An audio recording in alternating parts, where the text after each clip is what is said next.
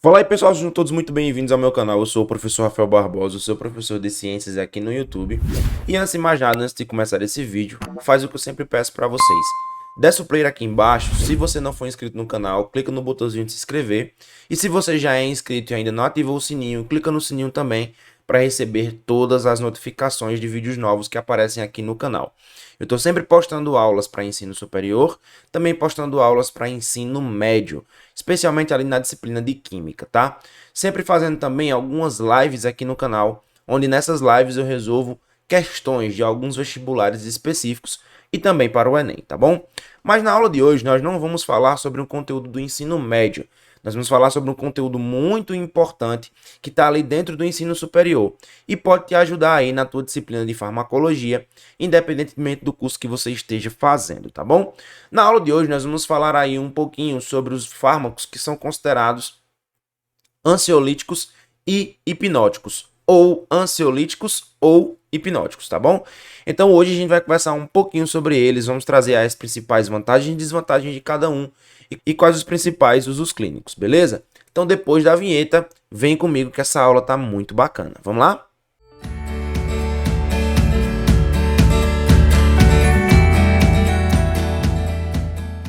Bom, o seguinte, primeiramente você precisa entender que todo medicamento ele vai tratar uma determinada patologia, uma determinada doença.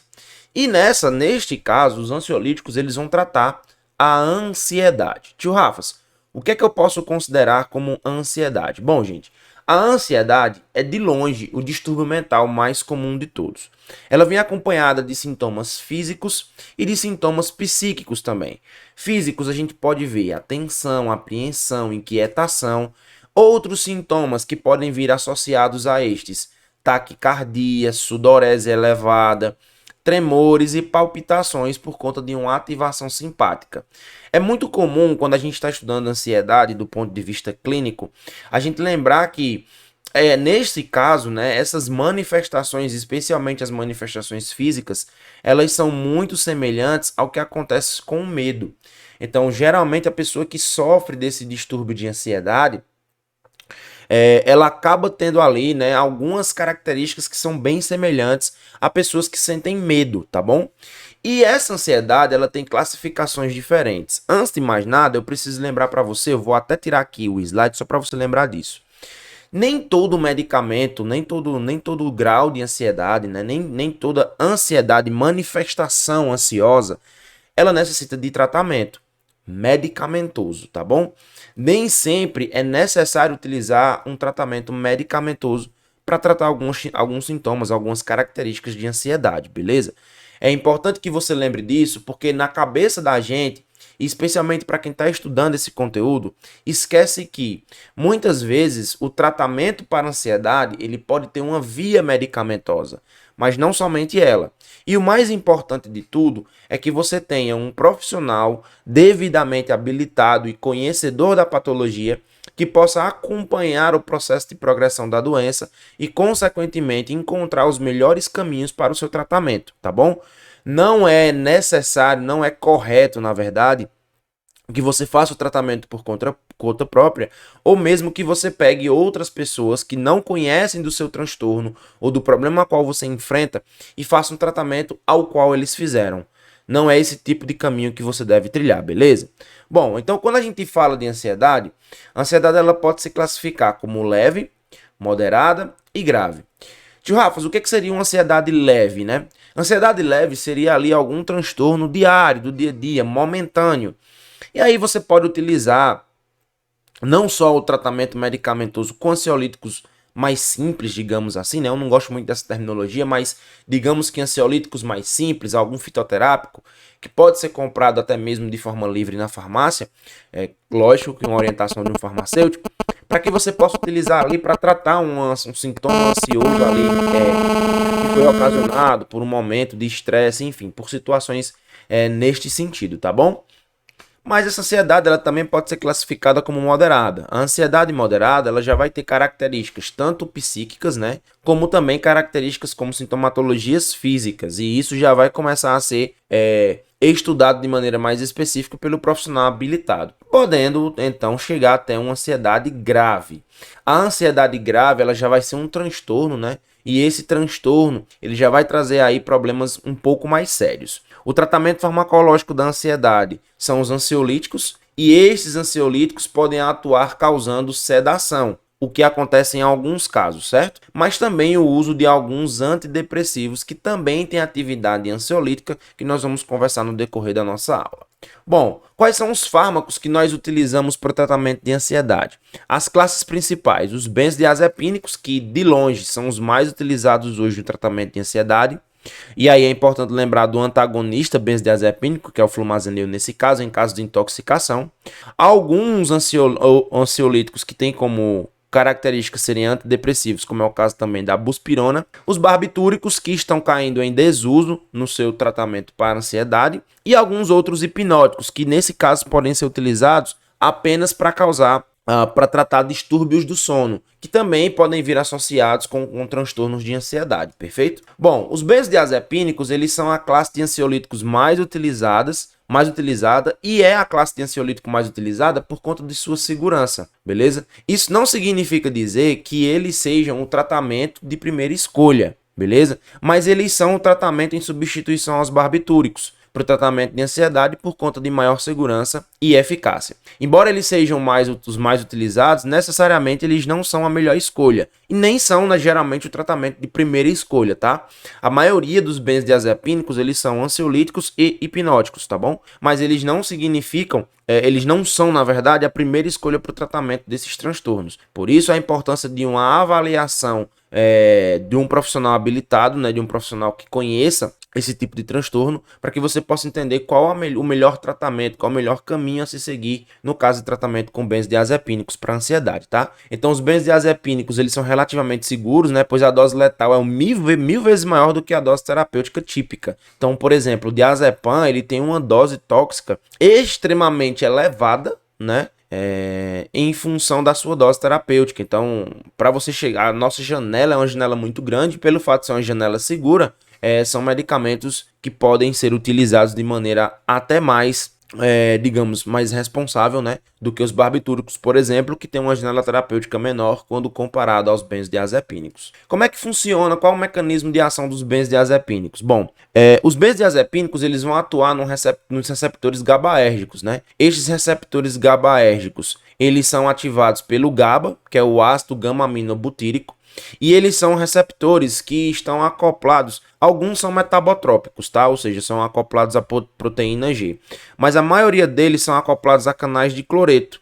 Esse cloreto, quando ele entra dentro da célula, ele faz com que haja uma hiperpolarização e, obviamente, uma inibição do potencial de ação do neurônio, né? Então, toda vez que o cloreto ele entra dentro da célula, você evita que esse potencial de ação aconteça e aí você deprime o sistema nervoso. Esse receptor do tipo GABA, ele é uma proteína transmembrana que tem subunidades alfa, beta e gama. Lembrando que essas subunidades elas também têm outros subtipos dentro dela, enquanto que os benzodiazepínicos eles aumentam a frequência de abertura e eles têm uma afinidade muito grande em um local específico desse receptor, tá bom? Então é necessário que o GABA esteja ligado, certo? É necessário um suporte GABAérgico e a partir desse suporte GABAérgico o benzodiazepínico se liga em uma de suas subunidades e aumenta a frequência com que esse canal fica aberto, favorecendo a permeabilidade de cloreto, ocasionando então aí o que a gente chama de depressão do potencial de ação. Então a ligação do GABA ela é potencializada pelo benzodiazepínico, resultando em maior concentração, em maior entrada de íons cloreto, e a entrada de íons cloreto hiperpolariza a célula, tornando mais difícil a despolarização e por isso reduz a excitabilidade neuronal. Lembrando que isso pode acontecer tanto no neurônio pós quanto no neurônio pré-sináptico. Algumas sinalizações são mais interessantes no neurônio pré-sináptico, tá? Mas podem acontecer, a maioria delas acontecem no neurônio pós-sináptico, como é o caso desse que eu estou demonstrando para vocês, beleza? Quais são as principais atividades dos benzodiazepínicos? Como eu já falei, redução da ansiedade, especialmente em doses baixas, tá bom? É por isso que quando a gente vê, por exemplo, clonazepam, a gente não vê clonazepam de 20 miligramas, a gente vê clonazepam de 2. Porque como ele é utilizado na maioria das vezes como ansiolítico e também como outras coisas, como anticonvulsivante, por exemplo, esse clonazepam em doses menores ainda pode ter esse efeito ansiolítico melhorado, digamos assim. Então vai inibir circuitos neuronais tanto do sistema límbico do cérebro e essa inibição pode ser utilizada para tratamento de transtorno de ansiedade grave, transtorno de pânico, ansiedade social, ansiedade de performance, transtorno obsessivo compulsivo, depressão e esquizofrenia. É importante lembrar que o uso desses medicamentos por muito tempo pode gerar um sinal de tolerância. Esse sinal de tolerância ele é muito importante e é importante especialmente aqueles profissionais que estão no dia a dia acompanhando aquele paciente, entender que o desmame desse medicamento em determinados pontos de tratamento, ele é importante para evitar a tolerância ao uso desse medicamento. O que significa dizer que o que significa essa tolerância, tio Rafas? A tolerância nada mais é do que doses mais altas para que se atinja o mesmo efeito, para que se atinja a mesma resposta farmacológica. Então, ao passar do tempo, com o passar do tempo, essa tolerância ela vai sendo aumentada à medida que você utiliza esses benzodiazepínicos sem ali um ajuste de dose ou até mesmo um ajuste de uso ou a entrada de outros antidepressivos de acordo com o tratamento do paciente, tá bom? Efeito hipnótico sedativo, Então todos eles têm propriedade sedativa e calmante. Uma característica interessante é que eles não vão mexer lá no sono REM, que é aquele sono de onde você mexe os olhos, que é aquele sono que realmente você descansa, tá?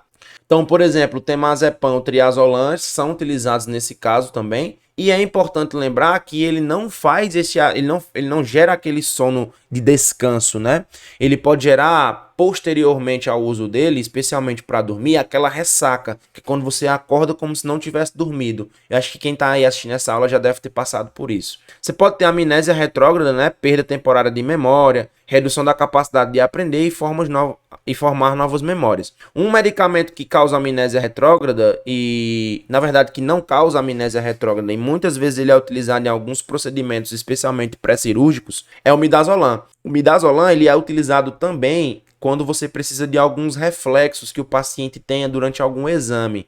A endoscopia ela se usa como padrão o midazolam, porque justamente o midazolam ele pode dar alguns reflexos. Ele mantém, na verdade, alguns reflexos que são necessários até mesmo durante o exame, tá bom? Efeito anticonvulsivante é que eu trouxe os mais utilizados para esse efeito, como clonazepam, lorazepam e clordiazepóxido, que é muito utilizado, vem sendo muito utilizado, que é o Dalmadorm, o referência dele, que ele vem sendo muito utilizado aí pela comunidade médica no tratamento de efeitos anticonvulsivantes, da convulsão, mas é importante lembrar que ele gera esse efeito anticonvulsivante pelo mesmo motivo que ele diminui a ansiedade, ele reduz a atividade do seu sistema nervoso. E relaxamento muscular, em doses elevadas ele vai aumentar a inibição pré-sináptica na medula espinal, onde existe também receptores do tipo GABA-A. Um exemplo desses medicamentos que atuam dessa forma, mas que não são benzodiazepínicos, é o baclofeno. O baclofeno é um potente relaxante muscular que atua nesse receptor, mas não é um benzodiazepínico, beleza? Os benzodiazepínicos é que podem atuar dessa forma também, dada a necessidade de tratamento do paciente. A farmacocinética deles, eles são muito bem absorvidos, a maioria deles são administrados por via oral, alguns apenas por via endovenosa, mas a grande maioria também é administrado por via oral. Eles ultrapassam a barreira placentária, por isso aqui a observação quanto a mulheres grávidas. É necessário que se avalie a real necessidade de uso desse medicamento, caso não haja outra opção terapêutica, e a duração da ação vai depender. Então, eles são classificados de 3 formas: os de ação longa, os de ação intermediária e os de ação curta. Aqueles de ação longa, a gente tem, por exemplo, o que eu acabei de mencionar antes, o clordiazepóxido, que é muito interessante, o diazepam, flurazepam. Os de ação intermediária, que vão em torno de 10 a 20 horas, por conta de sua meia-vida. Alprazolam, estazolam, lorazepam. São os principais, e os de ação curta, o oxazepam, por exemplo. É importante lembrar, pessoal, que quando esses medicamentos eles passam pelo trato gastrointestinal e ali sofrendo aquele metabolismo de primeira passagem, lá no fígado, eles são transformados em metabólitos ativos que também têm meia-vida longa. Então é por isso que alguns deles têm uma meia-vida tão longa de 1 a 3 dias, porque os metabólitos que são transformados no fígado pelas reações de fase 1 e fase 2 que a gente aprende na farmacocinética, também produzem outros metabólitos que também têm atividade farmacológica. Por que eles não são considerados profármacos? Porque o medicamento que é administrado também tem atividade farmacológica. Então, o que você administra tem atividade farmacológica e os metabólitos produzidos pelas reações, pelo metabolismo de primeira passagem lá no citocromo P450 também tem atividades farmacológicas. Então, por isso ele não é considerado um profármaco. Lembre-se que se ele fosse profármaco, o medicamento, a substância administrada não teria atividade farmacológica, mas quando ela passa pelo metabolismo de primeira passagem, ela sofre uma biotransformação e essa biotransformação resulta em um produto que tem agora a atividade farmacológica necessária. Perfeito? Então, dependência, eles podem gerar dependência física e psicológica. Todos eles são controlados, especialmente aqui no Brasil, né, pela portaria 344/98. E a interrupção abrupta vai resultar na síndrome de abstinência. Então, a gente tem aqui, por exemplo, os fármacos que são mais potentes e são rapidamente eliminados, como é o caso do triazolam, causam problemas de abstinência mais frequentes e graves. Então, o triazolam, seguido do alprazolam, por exemplo, eles causam problemas de abstinência bem mais intensos. Já os fármacos que são menos potentes e são lentamente eliminados, né, que tem uma meia-vida maior, eles vão causar uma estimulação do sono também muito maior. E aí, um dos principais efeitos adversos é justamente manter esse efeito sedativo durante muito tempo. Então você pode ter, né, uma estimulação do sono mesmo na interrupção daquele medicamento utilizado por conta da sua meia-vida. Quais são os principais efeitos adversos? Sedação e confusão, que são os mais comuns. Diminuição da coordenação motora fina, e aí é importante sempre observar se o paciente faz uso de máquina, se precisa ter uma destreza muito grande relacionado a algum tipo de atividade que ele exerce, tá? E no caso do flumazenil, que é um antagonista benzodiazepínico, que a gente utiliza ele em caso de intoxicação através do uso exacerbado dessa classe de medicamentos. Lembrando que o flumazenil é administrado apenas por via endovenosa e especialmente nesses casos de intoxicação. Outros ansiolíticos que também podem ser utilizados no tratamento da ansiedade. Primeiro deles é os antidepressivos, né? Vários antidepressivos, eles também são eficazes no tratamento de ansiedade crônica e eles são considerados os fármacos de primeira escolha, especialmente em pacientes que sofrem com inclinação ao vício. Por quê? Porque esses medicamentos aqui, eles têm uma chance muito baixa de causar dependência. E justamente por ter essa característica, né, de produzir dependência muito mais dificilmente que os benzodiazepínicos, eles acabam sendo o tratamento de primeira escolha. Aqui a gente tem os inibidores seletivos da recaptação de serotonina, como é o caso do escitalopram ou paroxetina, e também existem uns inibidores seletivos da recaptação de serotonina e norepinefrina, como é o caso da venlafaxina e do oloxetina.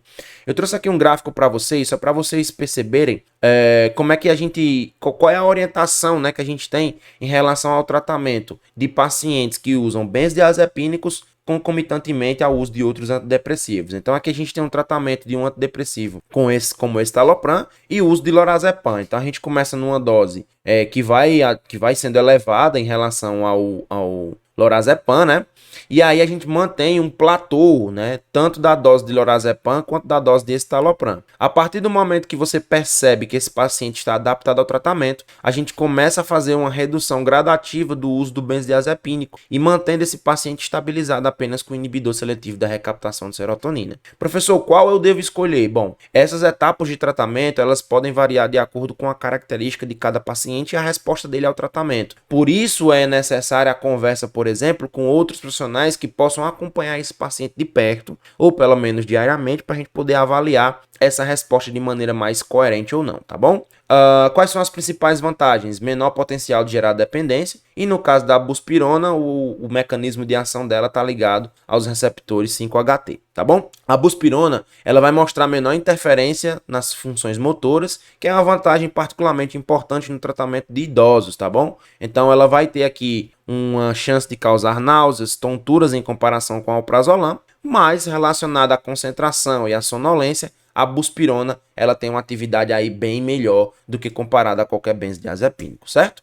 Aqui eu trouxe para vocês também um quadro onde a gente vai mostrar as principais vantagens e desvantagens dos benzodiazepínicos que estão relacionadas também com outros fármacos e com os barbitúricos, tá bom? Então, por exemplo, os benzodiazepínicos, quais são as principais vantagens que a gente vê deles? Uso potencial no tratamento crônico de crise, Eles são excelentes no tratamento crônico, é tanto que em meio hospitalar é o que nós mais utilizamos para tratamento crônico, especialmente de convulsão e crises, né, de transtorno grave de ansiedade. Esses fármacos que são menos potentes e eliminados de forma mais lenta, eles não apresentam insônia de rebote na interrupção do tratamento, porque permanecem mais tempo no organismo. No caso do alprazolam, é o fármaco de escolha para tratamento de distúrbios de pânico. O lorazepam e o temazepam, eles não requerem biotransformação de fase 1, portanto, têm menos interações com outros fármacos e são mais seguros em pacientes que têm insuficiência hepática. As desvantagens, por outro lado, eles podem perturbar a função intelectual e destreza manual. E os benzodiazepínicos, eles vão apresentar potencial de dependência, podendo ocorrer convulsões na sua retirada. Precisa ter aquele cuidado, né, de obedecer um platô e tudo mais. A interrupção, com frequência, resulta em insônia de rebote, como é o caso do triazolam. Outros fármacos que podem ser usados apenas como hipnóticos, e aí eles entram numa classe chamada de hipnóticos, não benzodiazepínicos, né? Eles são úteis no tratamento de longa duração contra ansiedade crônica, né? Que apresenta sintomas de instabilidade, na verdade, irritabilidade e hostilidade. Não potencializa a depressão do sistema nervoso central, inclusive na interação com o etanol, né? Que a gente sabe que existe essa interação junto com os benzodiazepínicos. Tem baixo potencial de dependência, é eficaz por até 6 meses, como é o caso da exopiclona, que é muito utilizado, é muito prescrito aí esse medicamento para o tratamento, né, de insônia grave. Eles causam efeitos mínimos de abstinência, dificilmente isso acontece, causam insônia de rebote mínima, pouco ou nenhuma tolerância, tá? Baixo potencial de abuso, o fármaco pode ser usado por um tempo maior. Mas nem tudo são flores, né? Eles têm algumas desvantagens. Eles têm um início de ação mais lento que os benzodiazepínicos, especialmente quando a gente fala da buspirona. Não apresenta atividade anticonvulsiva, nem músculo relaxante. Não apresentam propriedades anticonvulsivantes, nem náusea relaxantes. E somente tem efeitos mínimos nas medidas objetivas de eficácia do sono. Um mais utilizado desses daqui, galera, é o zolpidem. Uma das características mais importantes dessa classe de medicamentos, né, dos hipnóticos não benzodiazepínicos, é que eles causam pesadelos. Então eu recebi já pacientes que começam a fazer a utilização de zolpidem, por exemplo, eles sentem ali as primeiras 6 horas de sono muito bem, mas eles acabam acordando e não conseguindo dormir mais. Ou então eles apresentam sucessivos casos, né, situações de pesadelo, e isso faz com que eles tenham problemas muito chatos, né, muito ruins na hora de fazer o tratamento para insônia. Nestes casos é interessante a interrupção do medicamento, claro, em conversa com o profissional que trata aquele paciente, para que a gente possa estabelecer um plano terapêutico ou mesmo a substituição e regulação do sono desse paciente, tá bom? Então aqui a gente tem, por exemplo, o início, né, de duração dos benzodiazepínicos que são geralmente utilizados como hipnóticos. O zolpidem, o início de ação é em 30 minutos, enquanto que os hipnóticos, né, benzodiazepínicos, 5 horas. Então vê que a gente tem aí, ó, uma duração mais curta, né? Uma duração mais curta quando a gente modifica, por exemplo, para a exopiclona, você já vai ter aí uma duração, um início mínimo e uma duração bem maior. Então você vai ter um sono maior. Lembrando que eles não mexem no sono REM, né, que é aquele sono revigorante. Então é justamente por isso alguns pacientes acabam apresentando essa característica, certo? E agora, para a gente encerrar essa aula de hoje, a gente vai falar sobre os barbitúricos, né? Os barbitúricos, eles vêm sendo descontinuados quando se trata de ansiedade, por conta da presença dos benzodiazepínicos, que são muito mais seguros e mais eficazes quando comparados a eles, né? Então eles vão prolongar o tempo de abertura do receptor GABA, sendo muito mais inseguros. Então o receptor lá nos benzodiazepínicos, a gente aumenta apenas a frequência. Esse aqui a gente aumenta o tempo que ele fica aberto. Mas professor, isso implica em quê? Se o tempo está aberto, não vai entrar cloreto do mesmo jeito? Sim, pessoal. O problema é que quando o receptor ele fica um período muito grande aberto, a gente não consegue mensurar a quantidade de cloro que vai entrar na cloreto, na verdade, né? Que vai entrar através do receptor, causando depressão do sistema nervoso central. Então, o que é que acaba acontecendo? Os efeitos adversos dos barbitúricos, eles são bem mais graves, como por exemplo, depressão respiratória. Eles podem causar hipóxia, né? E diminuindo até os quimiorreceptores, né? Os quimiorreceptores de CO2. Que podem ser inibidos justamente pela ação dos barbitúricos. Eles são anestésicos, mas ninguém usa mais como anestésicos, tá? O fenobarbital, ele é usado como anticonvulsivante quando outras terapias anticonvulsivantes não resolvem. Eles podem ser hipnóticos sedativos, mas eles suprimem o sono REM e eles não são mais aceitos. A gente não utiliza mais eles, especialmente como hipnóticos. E os efeitos adversos, eles são bem mais intensos, né? Como vertigem, tremores, indução enzimática. Isso é muito importante porque a gente pode ter aí a associação com outros medicamentos potencializadas. Existe um potencial de abuso, sonolência e náusea. eles podem ser divididos em 3 tipos de mecanismo: os de ação longa, os de ação curta e os de ação ultra curta. Os de ação longa a gente tem o fenobarbital, que é de longe o barbitúrico ainda muito utilizado. Os de ação curta, o pentobarbital, por exemplo, que dura de 3 a 8 horas, e os de ação ultra curta, que é o tiopental, que já foi utilizado até na sedação pré-cirúrgica, né, para deixar o paciente aí anestesiado antes da cirurgia.